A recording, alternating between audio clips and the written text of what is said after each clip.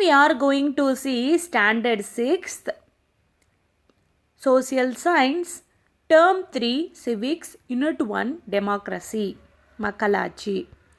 குடித்தளி கோலோச்சும் மாநில மன்னன் அடித்தளி நிற்கும் உலகு. The world will constantly embrace the feet of the great king who rules over his subjects with love. பீப்புளை ரொம்ப லவ்வோடு அரவணைச்சி ஆட்சி நடத்துகிற அந்த கிங்கை இந்த வேர்ல்டே வந்து பாராட்டுமா. The teachers of Nallur Government High School were doing the final preparations for the program Let Us Know the Society. Nallur government high ஸ்கூலில் teachers வந்து ஒரு ப்ரோக்ராமுக்காக ஃபைனல் ப்ரிப்ரேஷன்ஸ் வந்து நடந்துகிட்ருக்கு. அது என்ன ப்ரோக்ராம் அப்படின்னா let us know the society, சமூகம் அறிவோம் அப்படிங்கிற அந்த ப்ரோக்ராமுக்கு ப்ரிப்ரேஷன் நடந்துகிட்ருக்கு. இந்த Singaravelar hall was filled with students. Singaravelar hall ஒன்று இருக்குது, அதில் ஸ்டூடெண்ட்ஸ் எல்லாம் வந்துட்டுருக்காங்க. The headmaster Mr. Jiva welcomed the chief guest of the day, Advocate Mr. Rajasekharan. When he brought the chief guest to the hall, the students observed silence. அந்த ஸ்கூலோட headmaster வந்து mister Jeeva. அவர் வந்து அந்த டேவோட சீஃப் கெஸ்டான அட்வொகேட் மிஸ்டர் ராஜசேகரனை வெல்கம் பண்ணுறாரு. அவரை அந்த ஹாலுக்கு கூட்டிகிட்டு வரும்போது ஸ்டூடெண்ட்ஸ் எல்லாம் அவரை பார்த்து ரொம்ப சைலன்ஸாக இருக்காங்க. Mr. Britto, the history teacher, welcomed the gathering. The chief guest, Mr. Rajasekharan, stood up to address the students. அந்த ஸ்கூலோட ஹிஸ்ட்ரி டீச்சர் மிஸ்டர் பிரிட்டோ அப்படிங்கிறவர் வெல்கம் கேதரிங் பண்ணுறாங்க.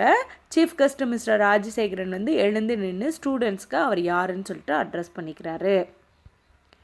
Beloved brothers and sisters, I thank you for inviting me to this program. I am not going to speak on this occasion. When he said this and paused, everyone looked at him in wonder. அதாவது எனக்கு இந்த ப்ரோக்ராமுக்கு என்னை invite பண்ணுறதுக்கு ரொம்ப thanks, ஆனால் நான் இந்த ப்ரோக்ராமில் நான் பேச போகிறது இல்லை அப்படின்னு சொன்ன உடனே எல்லோரும் ரொம்ப அமைதியாக அவரை ரொம்ப ஆச்சரியமாக பார்க்குறாங்க. ஏன்னா ஒரு ப்ரோக்ராமுக்கு சீஃப் கெஸ்ட்டாக இன்வைட் பண்ணாங்க அப்படின்னா அவங்க வந்து உரையாடுவாங்க, ஆனால் இவர் உரையாடலை அப்படின்னோடனே எல்லோரும் ரொம்ப ஆச்சரியமாக பார்க்குறாங்க. Democracy should be found everywhere, should not it? So I am going to conserve with all of you, he said. He requested to give a microphone to the students, Mr. Rajasekhar said. Democracy அப்படிங்கிறது எல்லா இடத்துலையும் இருக்கணும் இல்லையா? So அதனால் நான் இந்த ப்ரோக்ராமை உங்களோட தான் நான் பேச போகிறேன், உரையாட போகிறேன் அப்படின்னு சொல்லிட்டு மைக்ரோஃபோனை ஸ்டூடெண்ட்ஸுக்கிட்ட கொடுக்க சொல்லி மிஸ்டர் ராஜசேகர் சொல்கிறாரு. First let me ask you a question. Do you know what kind of society did the early man live in? First உங்ககிட்ட ஒரு கொஷின் கேட்க போகிறேன். அதாவது பண்டைய காலத்தில் பீப்புள் வந்து எப்படி வாழ்ந்தாங்க அப்படின்னு சொல்லி கேட்குறாரு. In the beginning they were hunters and gathered food.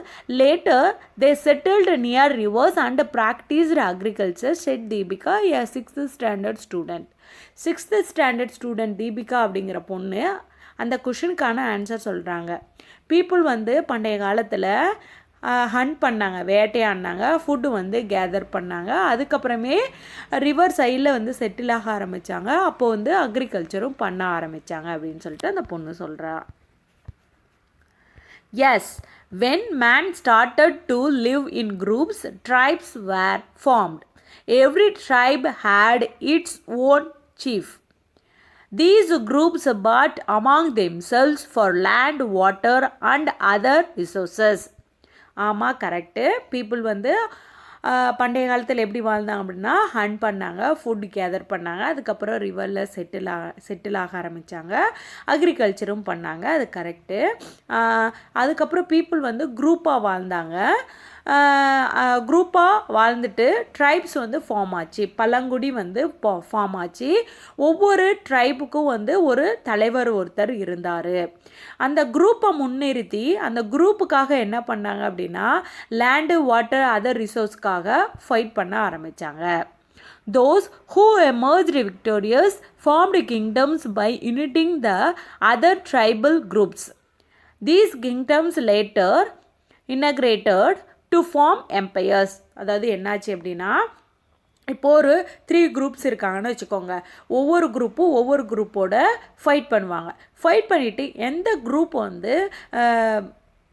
Group வந்து வின் ஆகுதோ அதர் 2 குரூப்ஸோட எல்லாம் சேர்ந்து ஒரு கிங்டம் வந்து ஃபார்ம் ஆச்சான். இந்த கிங்டம்ஸ் வந்து லேட்டராக வந்து எம்பையர்ஸாக ஃபார்ம் ஆச்சான், பேராட்சியாக வந்து உருவாச்சான். Arun questioned, so the chief would have become the king would not he. So Arun வந்து ஒரு கொஷின் கேட்குறாரு. என்ன கேட்குறாங்க அப்படின்னா, இந்த சீஃப்னா அந்த ட்ரைபோட தலைவர் வந்து கிங்காக வந்து ஆயிருக்கலாம் இல்லையா அப்படின்னு சொல்லிட்டு கேட்குறாரு. Yes, that was how monarchies ruled by kings were formed. அப்படித்தான் அரசர்களால் வந்து மன்னராட்சி முறை தோன்றியது அப்படிங்கிறாங்க. ஃபஸ்ட்டு இந்த மொனார்க்கி சிஸ்டம்னா என்ன அப்படிங்கிறத சொல்கிறேன். இப்போ ஒரு கிங் இருக்கார் அப்படின்னா, கிங்கோட பையனோ பொண்ணோ இப்படி பரம்பரையாக வந்து அவங்களே ரூல் பண்ணிகிட்ருப்பாங்க. அதுதான் வந்து மன்னராட்சி முறை. Sukanya asked, was these how monarchy emerged in our country too. இப்படி தான் வந்து நம்மளோட கண்ட்ரிலையும் மொனார்க்கி சிஸ்டம் வந்து ஃபார்ம் ஆச்சா அப்படின்னு சொல்லிட்டு சுகன்யா கேட்குறாங்க. Yes, this was how the system of monarchy formed throughout the world. Also, our country was ruled by kings and emperors and then came under the British rule. இப்படித்தான் வேர்ல்டு ஃபுல்லாகவே மொனார்க்கி system வந்து form ஆச்சு. நம்மளோட country வந்து கிங்ஸால் rule பண்ணப்பட்டது, அதுக்கப்புறமே British ரூலுக்கு அடியில் வந்தது அப்படின்னு சொல்லிட்டு சொல்கிறாரு. The students answered together, after centuries of struggle and many sacrifices, we got freedom from British colonialism. Students எல்லாம் சேர்ந்து ஆன்சர் பண்ணுறாங்க. என்ன அப்படின்னா, நம்மளோட நாடு வந்து நிறையா ஆண்டுகள் போராடி நிறைய தியாகங்கள் பண்ணி பிரிட்டிஷ்கிட்ட இருந்து சுதந்திரம் அடைஞ்சது அப்படின்னு சொல்லிட்டு ஆன்சர் பண்ணுறாங்க. We adopted democracy as our ruling system when our country got freedom, said Rajasekaran. அதாவது நம்மளோட நாடு பிரிட்டிஷ்கிட்ட இருந்து சுதந்திரம் அடைஞ்சதுக்கப்புறம் டெமோக்ரஸியை வந்து அடாப்ட் பண்ணிக்கிட்டோம் அப்படின்னு சொல்லிட்டு ராஜசேகரன் சொல்கிறாரு. Devarajan asked him, what is democracy. Devarajan வந்து ராஜசேகரன்கிட்ட கேட்குறாரு டெமோக்ரஸினா என்ன அப்படின்ட்டு. அதுக்கு முன்னாடி இந்த டியூன்னு பார்க்கலாம். Democracy is government of the people, by the people, for the people. Abraham Lincoln வந்து டெமோக்ரஸினா என்னன்னு சொல்கிறார் அப்படின்னா, மக்களால் மக்களுக்காக மக்களே நடத்தும் ஆட்சி தான் மக்களாட்சி அப்படின்னு சொல்லிட்டு சொல்கிறாரு. இப்போது ராஜசேகரன் தேவராஜனுக்கு என்ன சொல்கிறார் பார்க்கலாம். ஒரு எக்ஸாம்பிளோட சொல்கிறாரு. when you start a sports club you will share the responsibilities, then you would enjoy its benefits but share the income and expenditure would not you. இப்போது நீங்கள் ஒரு ஸ்போர்ட்ஸ் கிளப்பு ஸ்டார்ட் பண்ணுறீங்க அப்படின்னா அதில் வந்து உங்களோட பொறுப்புகள் எல்லாத்தையும் ஷேர் பண்ணிப்பீங்க. அது மட்டும் இல்லாமல் அதில் வர இன்கம்மு பெனிஃபிட்ஸ் எல்லாமே வந்து அதையும் சேர்த்து தானே அனுபவிப்பீங்க அப்படின்னு சொல்லிட்டு கேட்குறாரு. அதுக்கு எஸ்ஆர் சொல்கிறாங்க. Similarly the citizens of a country select the representatives through elections. Thus, they take part in the direct governance of the country.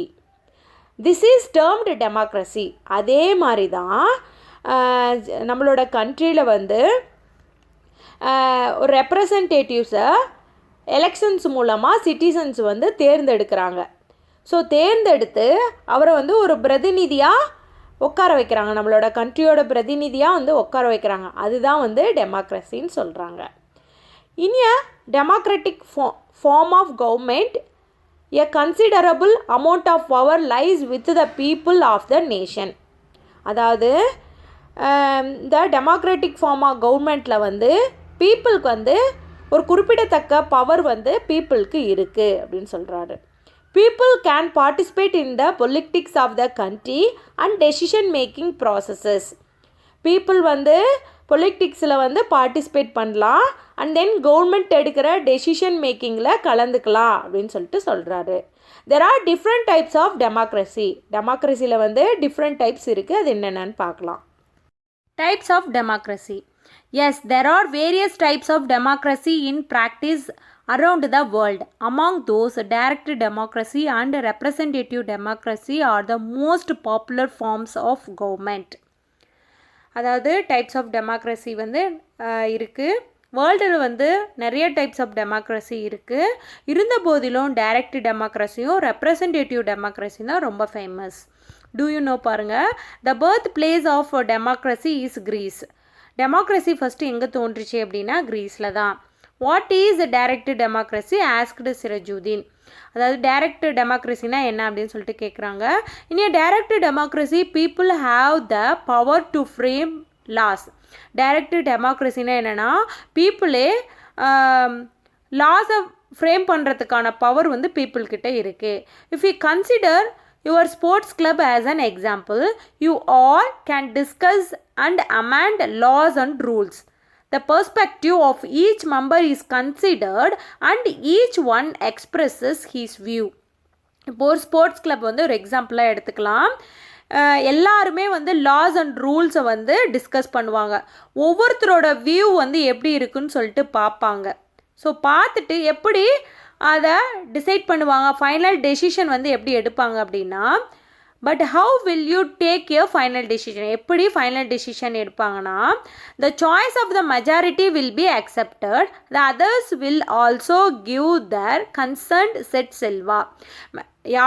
எது வந்து மெஜாரிட்டியோ இருக்கோ அதை வந்து அக்செப்ட் பண்ணிப்பாங்க, அதர்ஸ் வந்து அதையும் அக்செப்ட் பண்ணிக்கணும், அவங்க சொல்கிறத அக்செப்ட் பண்ணிக்கணும் அப்படின்னு சொல்லிட்டு செல்வா சொல்கிறாரு.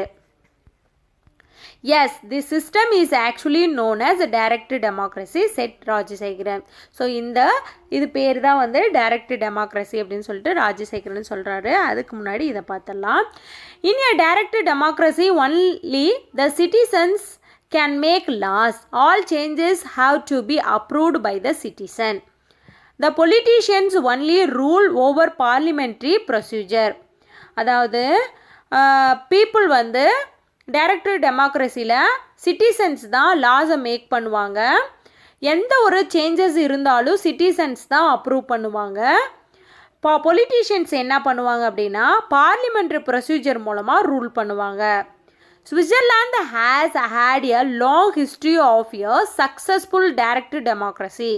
ஸ்விட்சர்லாந்தில் டைரக்ட் டெமோக்ரஸி தான் இருக்குது, சக்ஸஸ்ஃபுல்லாக போயிட்டுருக்கு. What do you mean by representative democracy? Representative டெமோக்ரஸினா என்னென்னு பார்க்கலாம். Imagine that your sports club has more number of members now. Is it possible for hundreds of them to gather and discuss to take various decisions. இப்போது sports club இருக்குது, அதில் வந்து நிறையா members வந்து இருக்காங்கன்னு சொல்லிட்டு இமேஜின் பண்ணிக்கோங்க. ஸோ இப்போ வந்து நிறையா மெம்பர்ஸ் இருக்கும்போது டெய்லி வந்து டிஸ்கஸ் பண்ணி ஒரு டெசிஷன் எடுக்க முடியுமா அப்படின்னு சொல்லிட்டு கேட்குறாங்க. நோ சார், முடியாது. In that case all the members should be represented by a group of representative should not they. In that case all the members should be represented by a group of representatives should not they. இப்போது நிறையா members இருக்கும்போது எல்லாத்துக்கிட்டையும் வந்து discuss பண்ண முடியாது. அதனால் representatives people வந்து குரூப்பாக போய் அந்த குரூப்புக்கு ஒரு ரெப்ரசன்டேட்டிவ் இருப்பார். ஸோ அவங்க மூலமாக தான் வந்து டிஸ்கஸ் பண்ணுவாங்க. Yes, agreed the students in union. எல்லோரும் சேர்ந்து ஆமான்னு சொல்கிறாங்க. டெமோக்ரஸினா என்னது? Government of the people, by the people, for the people. இதுதான் வந்து டெமோக்ரஸியில் direct democracy and representative democracy. இந்த டைரக்ட் டெமோக்ரஸி எங்கே நடக்குது அப்படின்னா ஸ்விட்சர்லாந்து. அதாவது பீப்புள் ஓட் போடுவாங்க, லாஸ் அண்ட் ரூல்ஸ். ஸோ இதான் டைரக்ட் டெமோக்ரஸி. மக்கள் கையில் அதிகாரம் இருக்குது. மக்களுக்கு ஒரு சட்டம் வேணுமா வேணாமா அப்படிங்கிறத மக்களே டிசைட் பண்ணிப்பாங்க. ரெப்ரசன்டேட்டிவ்ஸ் அப்படிங்கிறவங்க யாருமே கிடையாது. ரெப்ரசன்டேட்டிவ்ஸ் செய்கிற வேலையை மக்களே வந்து செஞ்சுப்பாங்க. இதுதான் வந்து டைரக்ட் டெமோக்ரஸி. ரெப்ரசன்டேட்டிவ் டெமோக்ரஸின்னு என்னது? பீப்புள் ஓட் போட்டு ரெப்ரசன்டேட்டிவ்ஸ் தேர்ந்தெடுப்பாங்க. அவங்க மூலம் தான் லாஸ் அண்ட் ரூல்ஸ் வரும். மக்களுக்கு தேவையான சட்டத்தை மக்களோட சார்பாக ரெப்ரசன்டேட்டிவ்ஸ் வந்து ஏற்றுவாங்க. எங்கே ஏற்றுவாங்க அப்படின்னா பார்லிமெண்டத்தில். லைக் எம்பிஸை தான் வந்து நம்ம ஓட்டு போட்டு தேர்ந்தெடுப்போம். அவங்க தான் நம்மளோட ரெப்ரசன்டேட்டிவ்ஸ். ஓகே, இதுதான் ரெப்ரசன்டேட்டிவ் டெமோக்ரஸி. இது எங்கே நடக்குது அப்படின்னா India, USA, England. Those group members will administrate the sports club on behalf of all the other members. இப்போது குரூப்பாக பிரிஞ்சிட்டாங்க. அந்த குரூப்பில் ஒரு 10 மெம்பர்ஸ் இருக்காங்க அப்படின்னா அந்த குரூப்பில் என்ன சொல்கிறாங்க அப்படிங்கிறது அந்த குரூப்போட ரெப்ரசன்டேட்டிவ்ஸ் தான் டிஸ்கஸ் பண்ணுவாங்க. ஸோ இது எப்படி தேர்ந்தெடுப்பாங்க அப்படின்னா எலெக்ஷன் மூலமாக தான் ரெப்ரசன்டேட்டிவ்ஸ் தேர்ந்தெடுப்பாங்க. For example, many contest for the post of the head secretary, treasurer and members of the administration group.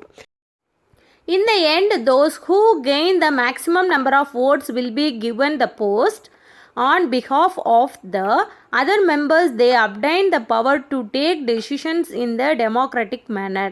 This is the termed as representative democracy. For example, அந்த குரூப்பில் ஹெட்டுக்கு secretary, treasurer and members, so இதுக்கெல்லாம் வந்து போட்டியிடுவாங்க.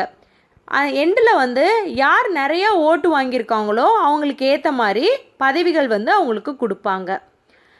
அந்த குரூப்பில் இருக்கிற மீதி இருக்கிற மெம்பர்ஸோட சார்பாக டெமோக்ராட்டிக் ரீதியாக முடிவெடுக்கும் அதிகாரம் வந்து அவங்களுக்கு கிடைக்கும். இதை தான் வந்து ரெப்ரசன்டேட்டிவ் டெமோக்ரஸின்னு சொல்கிறாங்க.